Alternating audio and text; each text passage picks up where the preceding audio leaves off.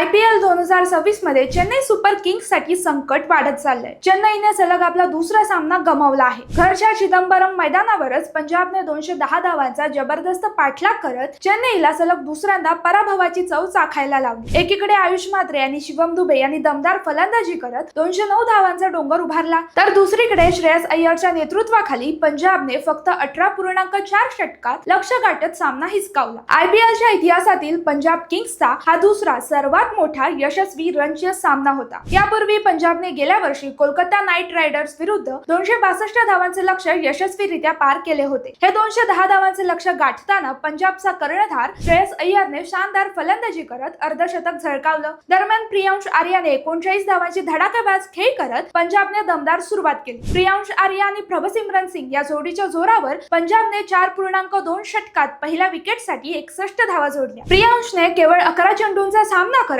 354 च्या स्ट्राईक रेटने 39 धावा केल्या। त्याने आपल्या खेळीत 3 चौकार आणि 4 षटकार मारले। प्रभसिमरनने 34 चेंडूंमध्ये 43 धावा केल्या। मागच्या मॅच मध्ये चमकलेल्या कूपर कॉनॉलीने 6 चौकारांच्या मदतीने 22 चेंडूंमध्ये 36 धावा ठोकल्या। कर्णधार श्रेयस अय्यरने एक बाजू सांभाळत या मोसमातील आपलं पहिलं अर्धशतक झळकावलं। श्रेयस 29 चेंडूंमध्ये 50 धावांवर बाद झाला। या खेळीत अय्यरने 4 चौकार आणि 3 षटकार मारले। त्यामुळे श्रेयस अय्यरच्या बॅटमधून लवकरच चाहत्यांना अधिकाधिक रन्स बघायला मिळतील अशी शक्यता व्यक्त केली जात आहे। अय्यर बाद झाल्यानंतर शशांक सिंग आणि मार्क स्टोइनिस यांनी पंजाब किंग्सला पुढील धक्का बसवण्यापासून वाचवलं। शशांक 6 चेंडूंमध्ये 14 धावांवर नाबाद राहिला आणि स्टोइनिसने 3 चेंडूंमध्ये 9 धावांवर नाबाद राहून संघाला विजय मिळवून दिला। गोलंदाजीमध्ये चेन्नई सुपर किंग्स कडून मॅट हेनरी आणि अंशुल कंबोज यांनी प्रत्येकी 2 बळी घेतले। नाणेफेक गमावून प्रथम फलंदाजी करण्याचा निर्णय घेतल्यानंतर चेन्नई सुपर किंग्सच्या फलंदाजांनी शानदार कामगिरी करत 209 धावा केल्या। संजू सॅमसन फलंदाजीत चांगली कामगिरी करू शकला नाही, त्याने केवळ 7 धावा केल्या। त्यानंतर ऋतुराज गायकवाड आणि आयुष म्हात्रे यांनी दुसऱ्या विकेटसाठी 96 धावा जोडल्या। ऋतुराज 22 चेंडूंमध्ये 28 धावा करून बाद झाला। दरम्यान आयुषने शानदार फलंदाजी करत 43 चेंडूंमध्ये 73 धावांची दमदार खेळी केली। कार्तिक शर्माने पुन्हा एकदा निराशा केली आणि केवळ एकच धाव काढली। तर दुसरीकडे सरफराज खान उत्कृष्ट फॉर्म मध्ये दिसला। त्याने स्फोटक फलंदाजी करत अवघ्या 12 चेंडूंमध्ये 32 धावा केल्या। दरम्यान शिवम दुबेने अखेरच्या षटकांमध्ये अवघ्या 27 चेंडूंमध्ये नाबाद 45 धावा केल्या। दुबेने आपल्या खेळीत 5 चौकार आणि 1 षटकाराचा समावेश केला। पंजाब किंग्स कडून विजयकुमार वैशाखने 2 बळी घेतले। त्यामुळे IPLचा हा हंगाम अजून रंगतदार होणार हे नक्की। क्रिकेटच्या अशाच अपडेट जाणून घेण्यासाठी प्रहार न्यूज लाईनला लाईक, शेअर, फॉलो आणि सबस्क्राईब करा, कारण क्रिकेटचा खरा थरार हा इथेच आहे।